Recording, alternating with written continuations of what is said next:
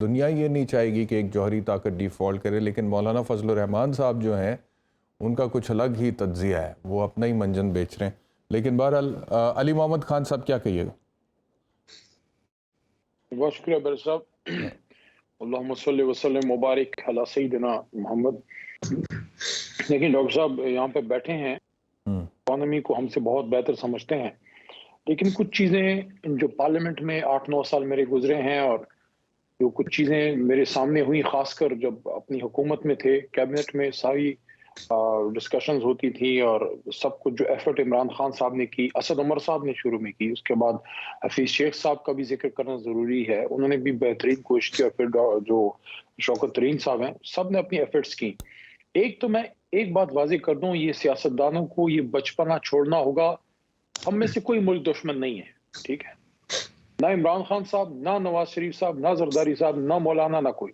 اب یہ میں آرگومنٹ بائی کرنے کے لیے تیار نہیں ہوں، کیونکہ پاکستانی سیاستدان جان بوجھ کر ملک کو ڈیفالٹ کی طرف لے کے جائے گا۔ اگر ہم کہتے ہیں کہ یہ لوگ لے کے جانے، غلط بات ہم کر رہے ہیں۔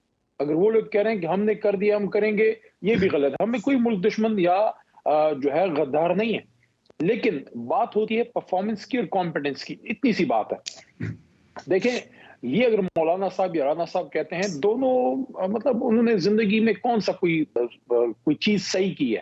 فضل الرحمان صاحب کا کوئی تجربہ نہیں ہے گورننس کا، ایک کشمیر کمیٹی ان کے پاس رہی ہے، اس میں جو ان کی پرفارمنس ہے آپ کو پتہ ہے، اس کو پولیٹیکل میں نہیں بنانا چاہتا، آپ ایک پروفیشنل آدمی ہیں اور ہم ایک سنجیدہ شو کر رہے ہیں۔ جہاں تک رانا ثناء اللہ صاحب کا تعلق ہے، تو انہوں نے جو کارنامہ پنجاب میں کیا تھا، ماڈل ٹاؤن والا جو بھی ہوا تھا ان کے نیچے، تو اس طرح کا ادھر ان کی بڑے بڑے ارمان رہے، لیکن ان کے ارمان اللہ کے کرم سے ادھر پورے نہیں ہوئے، تو ان کی بات کو تو میں بالکل برش اسائڈ کرتا ہوں، اس قابل بھی نہیں ہے کہ اس پہ کوئی کامنٹ کرے، کیونکہ یہ بڑی نان سیریس غیر سنجیدہ بات ہے۔ صرف فگرز پہ بات کر لیتے ہیں کہ اگر ہمارے دور میں ہم سے کوئی غلطیاں ہوئی ہیں، 6 کی جی ڈی پی پروجیکٹڈ تھی، اس کی طرف ہم بڑھ رہے تھے۔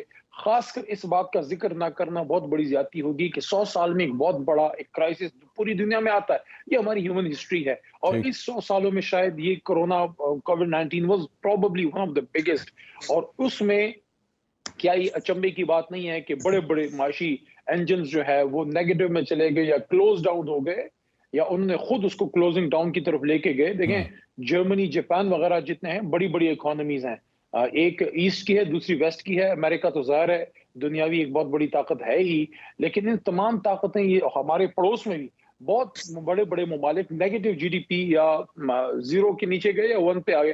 ہمارا جو کمزور ملک تھا معاشی لحاظ سے، 3+ میں عمران خان صاحب نے اس کو چلایا، یہ بہت بڑا ایک کارنامہ تھا، دنیا نے بھی اس کو اپریشیٹ کیا کہ ہم نے ایک نیا کانسیپٹ اسمارٹ لاک ڈاؤن وغیرہ کا دیا۔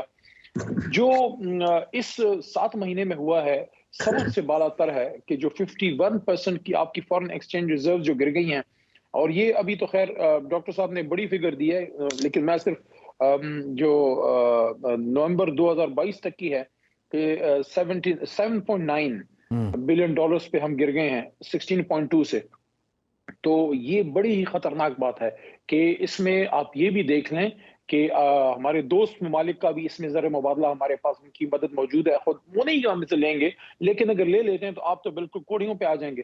اس کے ساتھ ساتھ یہ جو ڈالر کی اور پاکستانی روپے کی جو پیرٹی کا جو ایشو ہے کہ یہ جس تیزی سے اس نے اڑان بھری ہے، ہمارے دور میں بھی ہوئی ہے، اس سے انکار نہیں ہے، لیکن اس میں اور اس میں فرق یہ ہے کہ 7 مہینے کے اندر آپ کا جو لاس ہوا ہے، 222 کی میرے پاس فگر ہے، یہ 2 مہینے پہلے کی ہیں، تو یہ ساری چیزیں بڑی خطرناک ہیں۔ ان سے یہ ضرور پوچھنا چاہیے کہ ان کی جو پالیسیز ہیں دونوں میں فرق یہ تھا، مجھے یہ نہیں سمجھ آئی کہ نون لیگ کرنا کیا چاہ رہی تھی۔ 2017 میں پہلے 4 سال اسحاق ڈار صاحب سے وہ چلایا، اسحاق ڈار صاحب اس سوچ کے حامی ہے کہ یار روپی کو ہم نے مینٹین رکھنا ہے، ڈالر جونکی جاؤ، مفتاح صاحب نے آ کے اس کو چینج کر دیا، اسی پالیسیز کو کہ ہم نے مارکیٹ بیسڈ اپنی ڈالر اور روپی پیرٹی رکھنی ہے، اس کو ہم نے آرٹیفیشلی نہیں مینٹین رکھنا، اس کو ہم نے بھی کیا، اور ہمارے تقریباً 3.5 سال یہی پالیسی کم و بیش رہی۔ آ کے آپ نے فوری طور پہ مفتاح صاحب کو لے کے آئے جو ایک طرح سے اس کی کنٹینیوٹی تھی، جی ٹھیک ہے، ڈار صاحب کو پھر لے آئے، تو یہاں کنفیوژن نظر آ رہی ہے مسلم لیگ نون کے رینکس میں کہ آپ اصل میں اکنامکلی آپ کی کوئی ویژن ہے بھی صحیح کہ نہیں۔ ٹھیک ہے، عمران خان صاحب بھی ایسی بات کرتے ہیں نا، وہ یہ کہتے ہیں کہ اگر ہماری پالیسیز کا تسلسل رہتا تو اکانومی کی یہ حالت تو بیرسٹر صاحب دیکھیں میں تو یہ آپ کے سامنے فگرز رکھ دوں گا آپ کے سامنے, آپ اس کو جو بھی آپ نے بحث جس سے بھی کرانی ہے, کہ جس دن ہماری حکومت ختم ہوئی اس دن نو کانفیڈنس موشن سے پہلے ہمارے ڈالر کا کیا ریٹ تھا, روپیے کا کیا ریٹ تھا, پاکستانی 178 روپے کا آپ کو ایک ڈالر مل رہا تھا. یہ مارچ 2022 کی فکر ہے, نومبر میں 222 کا مل رہا ہے. یہ وہ لوگ جو ہمارے خلاف مہنگائی کے خلاف مارچ کر رہے تھے.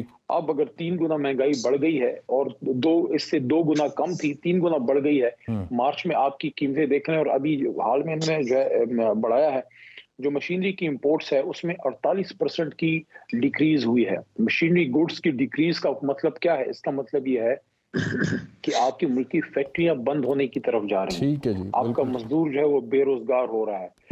872 ملین ڈالر سے 457 ملین ڈالر پہ آپ آگے ہیں صرف 7 مہینے کے اندر. مشینری گڈز کی امپورٹ کم ہوئی ہے. اس کا مطلب ہوا ہے کہ ہم جب سے ہماری حکومت اتاری گئی ہے تو اس کے بعد سے 48% مشینری ملک میں کم آ رہی ہے. کیوں کم آ رہی ہے؟ اس کا جواب یہ لوگ دیں کہ کیا وجہ تھی. اگر ہمارے دور میں برا تھا, فار ایگزامپل برا تھا, تو مشینری گڈز کی امپورٹ یا تو وہی رہتی یا کم از کم بڑھا دیتے.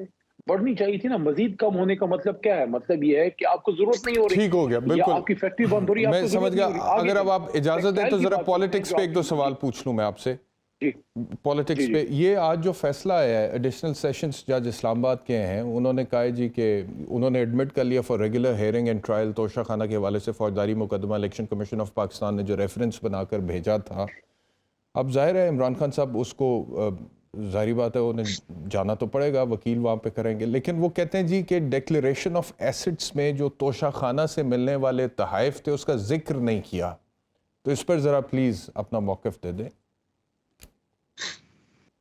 دیکھیں, ہم نے کبھی بھی کسی عدالت کے سامنے پیش ہونے سے ہم پیچھے نہیں ہٹے. ہماری لائر ٹیم بڑی کمپیٹنٹ ہے. ہم جاتے ہیں اور تقریباً آپ نے دیکھا پچھلے 8 months میں 8 مہینوں میں ہم ہر جگہ سپریم کورٹ سے لے کے میجسٹریٹ کی کورٹ تک ملک کا وزیر اعظم پیش ہوتا رہا ہے. یہ ماضی میں ایسی مثالیں نہیں ہیں. تو عدالت اگر بلائے گی, ہماری لیگل ٹیم جائے گی, ہم اپنا ڈیفنس بھی کریں گے. عمران خان صاحب پہلے بھی گئے, صحت اگر اجازت دیتی ہے تو جائیں گے. سیکیورٹی کا ایشوز بھی ہیں ان کے.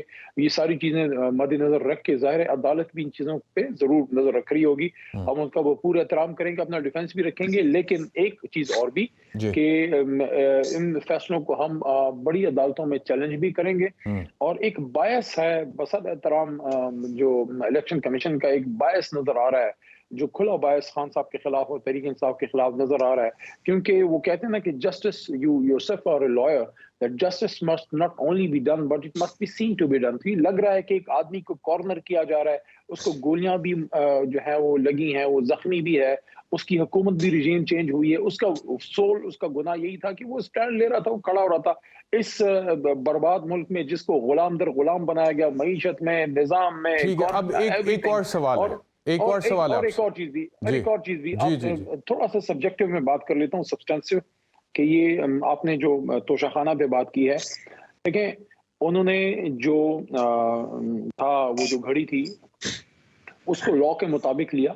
اس کو 20% آپ پے کر کے اس کو پرچیز کر سکتے ہیں. وہ کوئی غیر قانونی کام نہیں ہے. میں اخلاقی معیار کی بات ہی نہیں کر رہا. کوئی کہے گا نہیں, صرف یہاں پہ جھگڑا وہ کہتے ہیں کہ ڈکلیئر نہیں کیا, وہ کہہ رہے ہیں ڈکلیئر نہیں. میں تو لا پہ بات کروں, گا. انہوں نے لے لی, اس کے بعد دیٹ واز سولڈ. وہ ان کا سول پروگیٹو تھا کہ اس کو رکھتے یا بیچتے.